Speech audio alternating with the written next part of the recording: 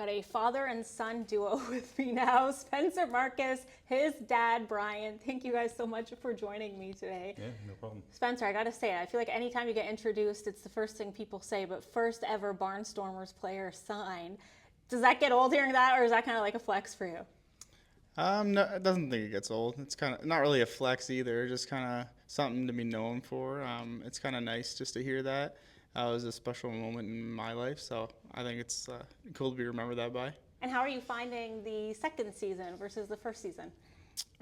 There's always things to work on. I like the team a little bit better this year. I feel like everyone works well together. It's just a matter of time before you start seeing that on the field, but I like our odds this year. Like I said, your dad, Brian, is with us too today. Very exciting. Tell me a little bit about your history with baseball, Brian. Well, actually, I don't have a lot of history. I didn't play a lot of sports growing up, and my thing with my kids, I wanted to make sure they tried every sport because I lived on the farm and did my thing on the farm and dirt bikes and stuff. So when we had Spencer, we say introduce him to the soccer, the hockey, the baseball, and he loved every sport and he did well at every sport. His main thing was hockey and baseball together in parallel. So he went right to minor midget, AAA, and then baseball always shined a little bit more. So once he got to minor midget, AAA, then that was it, and he continued with the baseball. And lucky enough to get a scholarship and move on and get a degree out of it. So it was great.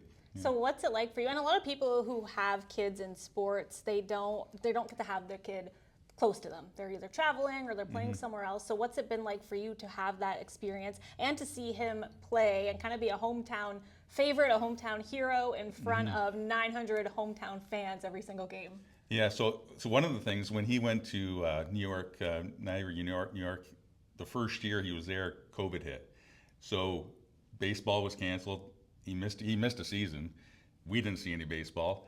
Then the following year, we couldn't travel to New York for any live games, so we had to watch on YouTube. And, so the nice thing now, the third season we actually got to travel finally, and then he took a couple years off, and now that he's in our backyard playing, it's making up for all those that lost time watching. Now we can come, watch live. It's great. And then of course he had a great year last year, so it even made it better and great for him, great for me, great for the community and the team. So for sure. Yeah. And Spencer and Brian, you can chime in too, but from the outside looking in, it looks like the support from the Chatham-Kent fans has just been outstanding.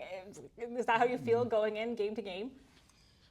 Yeah, I mean, it's nice to see people showing up, same faces all the time too. I'm sure it's a lot of sponsors, which it helps make this team possible.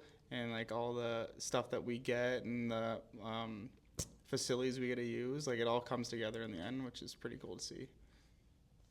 And you probably feel that too, the support from those hometown fans. Yeah, just I never really thought about. I think everybody said the same thing. You don't know what to expect when this team started here. So Spencer wanting to play and then being the first signee, and then the game started, and I couldn't believe the response. It's just been great. Awesome. Yeah. And then really quickly, you guys are doing the first pitch for the Father's Day game. You teaching him something, Spencer? You ready to go? How's that arm looking?